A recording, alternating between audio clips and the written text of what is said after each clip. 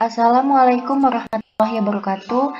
Saya Devi Nuranggraini, NIM A7101190077 dari Prodi Pendidikan Teknik Informatika Universitas Muhammadiyah Surakarta. Pada kesempatan kali ini saya akan menjawab UTS Keamanan Jaringan nomor 1B.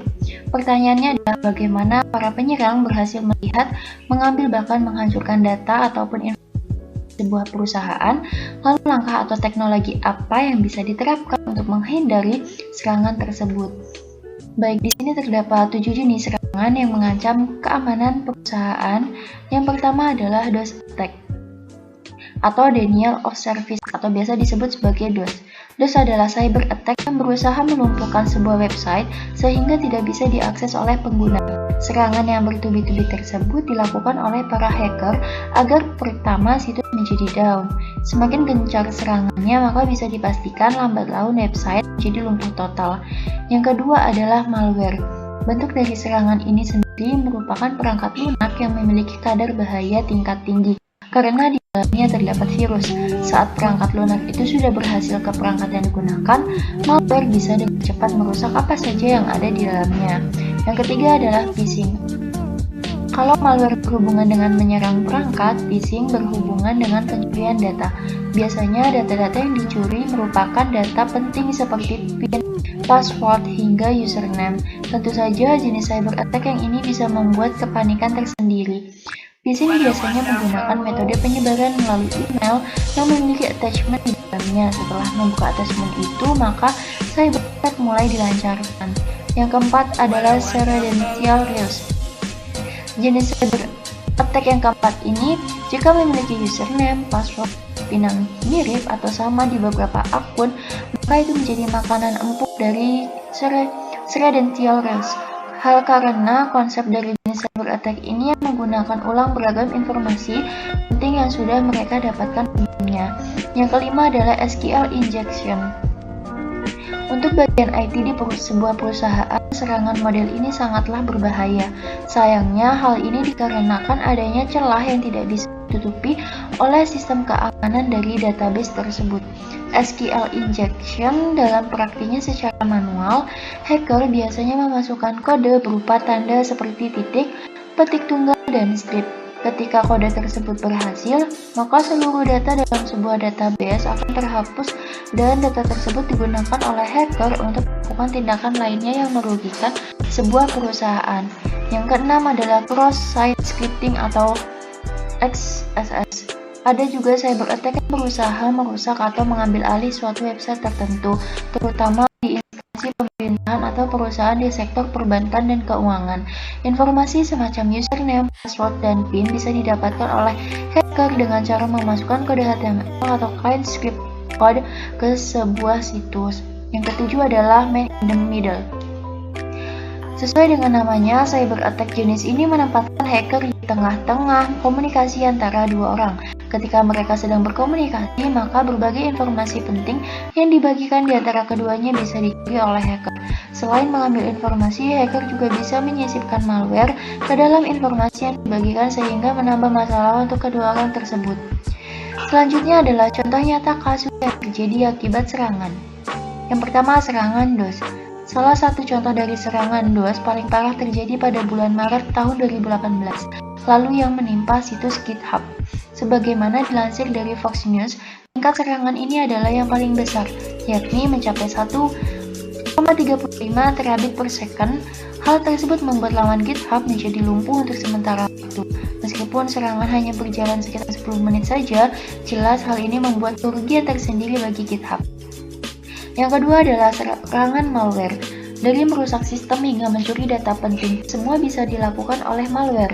Biasanya serangan berbahaya ini masuk ke perangkat saat mengunduh suatu file hingga diinstal. Hal inilah yang membuat malware merupakan salah satu bentuk cyber attack paling sangat berbahaya. Pada tahun 2016 lalu, Indonesia berdasarkan data Veritas and Daily Social masuk sebagai salah satu negara paling rentan serangan ini. Maka era bila banyak perusahaan sedikit memutar otak untuk mencari solusi terbaik untuk menangkal serangan ini dari para hacker. Selanjutnya adalah serangan phishing. Serangan phishing yang cukup meresahkan dilakukan para hacker pernah terjadi selama gelaran Piala Dunia 2018 lalu. Para pelaku kejahatan menurut Federal Trade Commission seperti dikutip Inch.com memberikan iming-iming tiket terbaik bagi para penonton yang akan datang langsung ke Rusia saat gelaran Piala Dunia 2018. Namun banyak para korban tertipu setelah memasukkan data penting dan melakukan pembayaran setelah dikonfirmasi ternyata email tersebut palsu dan bukan dari pihak resmi, sehingga merugikan berbagai pihak penyelenggara. Kemudian serangan credentials.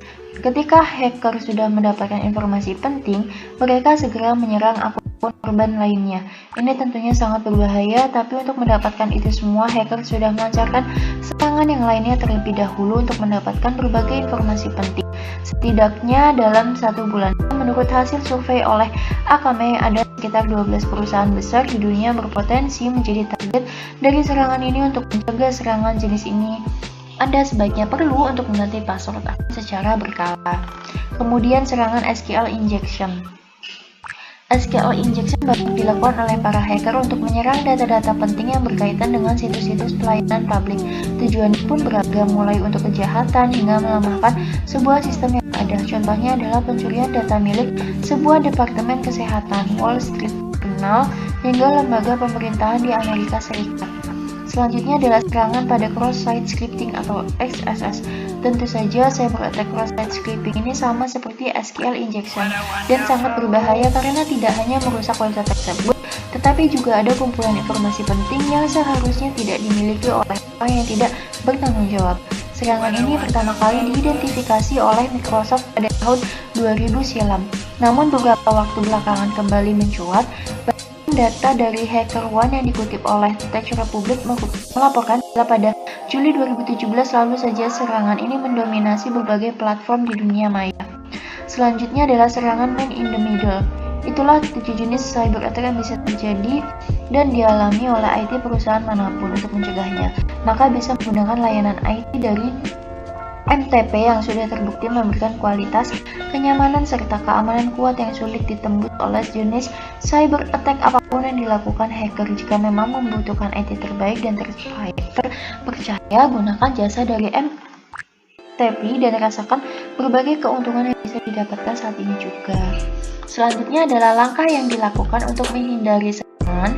Yang pertama adalah penetration testing, yang kedua melaksanakan pelatihan karyawan, yang ketiga selalu memperbarui semua software yang digunakan, keempat gunakan kata sandi yang kuat, yang kelima membuat sebuah sistem security plan, yang keenam enkripsi dan backup data sensitif secara rutin, yang ketujuh gunakan layanan hosting yang aman, yang kedelapan menggunakan web application firewall atau WAF, yang kesembilan gunakan security software.